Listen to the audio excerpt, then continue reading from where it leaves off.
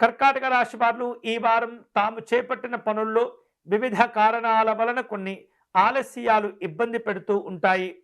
ముఖ్యమైనటువంటి వ్యవహారిక విషయాల్లో స్థిరమైనటువంటి ఆలోచనలు చేస్తూ ఉండాలి. స్థిరమైనటువంటి నిర్ణయాలు కూడా తీసుకుంటూ ఉండాలి.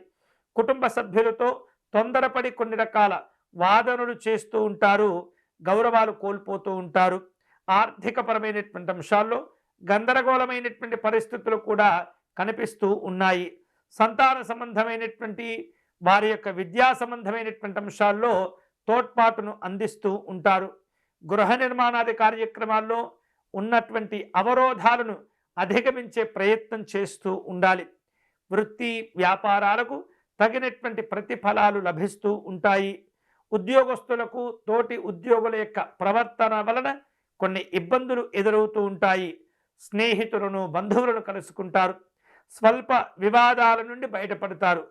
చిన్న తరహా పరిశ్రమలకు ఆర్థిక ప్రోత్సాహకాలు కూడా లభిస్తూ ఉంటాయి. విలువైనటువంటి వస్తువులు ఆభరణాలు ఈ వారం కొనుగోలు చేసే ప్రయత్నాల్లో ఉంటారు.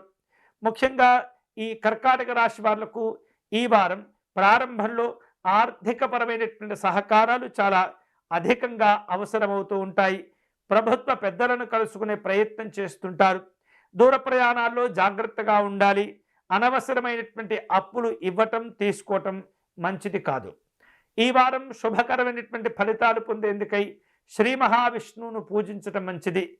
కర్కాటక రాశి వారు ఈ వారం శ్రీ విష్ణు పంజర స్తోత్రమును నిరంతరం పారాయణం చేయటం అనేది, విష్ణు సహస్రనామ స్తోత్రమును పారాయణం చేయటం అనేది చాలా చాలా మంచిది.